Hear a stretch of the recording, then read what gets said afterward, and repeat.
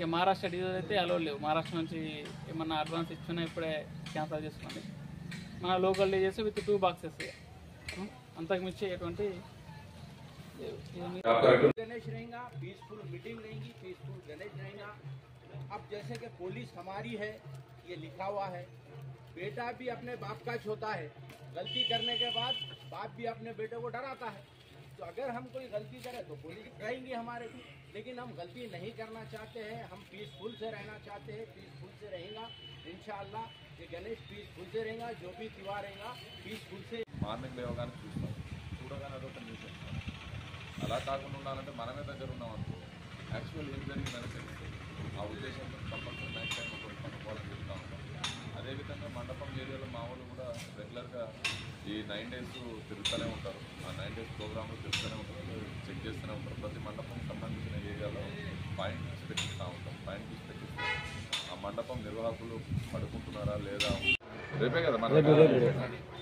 కాబట్టి రేపు పొలాల అమావాస్య చేసుకునేటప్పుడు అందరికీ మా తరఫున, మా యొక్క పోలీస్ డిపార్ట్మెంట్ తరఫున అందరికీ పొలాల అమావాస్య శుభాకాంక్షలు మీ అందరికీ. అదేవిధంగా మీ ఊరు ఆల్ విలేజ్ పబ్లిక్ తెలియజేయనది ఏమనగా, ఆ రోజు రేపు చేసుకునే పండుగను శాంతియుతంగా మీ యొక్క కల్చర్కు అనుగుణంగా ఎలాంటి భేదాభిప్రాయాలు లేకుండా శాంతియుతంగా జరుపుకోవాలని కోరుకుంటున్నాను.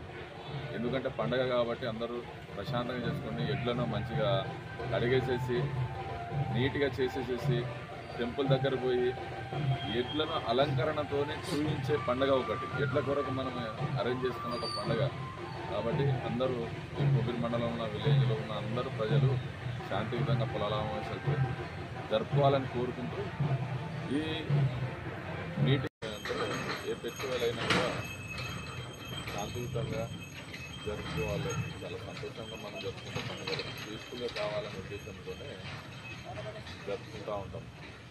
ఇందులో భాగంగా జనరల్గా అయితే వినాయక చవితి వచ్చిన తర్వాత మేము ముందు కండక్ట్ చేసిన దాంట్లో కొన్ని ఇన్స్ట్రక్షన్స్ ఇస్తూ ఉంటాం. ఇన్స్ట్రక్షన్స్ అంటే ముందుకు వచ్చేటివి మండపాలు అరేంజ్ చేసుకున్న ఏరియా ఏమున్నాయో ఆ ఏరియా కూడా అరేంజ్ చేసే దగ్గర ముందు ఇంటూ వెనక ఇండ్లు వాళ్ళు యాక్సెప్ట్ చేసిన ఆ ఏరియా యాక్సెప్ట్ చేసేటట్టు ఒకరికి ఇబ్బంది కలగకుండా మండపాలు ఏర్పాటు చేసుకోవడం అనేది ముఖ్య ఉద్దేశం. ఎందుకంటే జరుపుకునేది పండుగ కదా. ఒక పర్సన్ కూడా సరిగా రెస్పాన్స్ కాకపోతే మా పై ఆఫీసర్స్ కూడా ఆ లింక్ ఓపెన్ చేసేసి అందులో ఉన్న పర్సన్స్తో డైరెక్ట్ కాంటాక్ట్ కావడానికి అవకాశం ఉంటుంది. అందుకనే ఈ యొక్క పర్మిషన్ అనేది అడుగుతూ ఉంటాం. అదేదో నా గురించి కాదు, మీకు ఇమ్మీడియట్లీ సెక్యూరిటీ మీకు సంబంధించిన ఏదైనా ప్రాబ్లమ్ సాల్వ్ చేయడానికి రెస్పాన్స్ కావడానికి కొన్ని కాంటాక్ట్ నెంబర్స్ అందులో మాకు దొరుకుతాయి.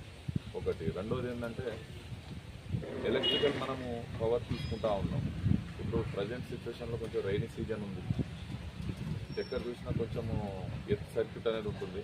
రీసెంట్గా ఒక ఇన్సిడెంట్ జరిగింది, ఇది మన రామంతపూర్లో 6 members కొలాప్స్ అయ్యారు. ఇప్పటి వరకు ఆ దృష్టిలో వెళ్ళలేదు.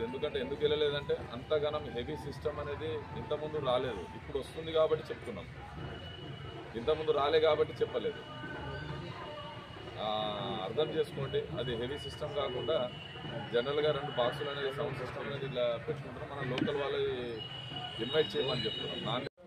2 రకాల సౌండ్స్ వస్తాయి టైం బట్టి, ఓకేనా. ఈ 2 రకాల సౌండ్స్ వచ్చినప్పుడు ఖచ్చితంగా సౌండ్స్ వచ్చినప్పుడు కొంచెం జాగ్రత్తగా ఇప్పుడైతే ఏం లేదు. అలాంటి ఏమైనా ఉంటే నా నోటీస్ తీసుకోవాలంటే మేము దాన్ని అప్డేట్ చేస్తాం. ఇక్కడ పెట్టాలంటే ఆన్లైన్లో ఒక పోర్టల్ పెట్టాం. ఆ పోర్టల్లో వినాయకుడి యొక్క హైట్, సో ప్రతిదీ మన ఆర్గనైజర్ ఎవరు, వాళ్ళ ఫోన్ నెంబర్స్ ప్రతిదీ పెట్టాలి గ్రూప్లో. సో ప్రతిదీ మాకు పెట్టిన తర్వాత మా పర్మిషన్ తీసుకోవాలి ఆన్లైన్ ద్వారా. సో పర్మిషన్ మేము ఇచ్చేస్తాం. వితౌట్ పర్మిషన్ పెట్టడానికి వీల్లేదు గణేష్ ప్రతి ఒక్క విలేజ్లో.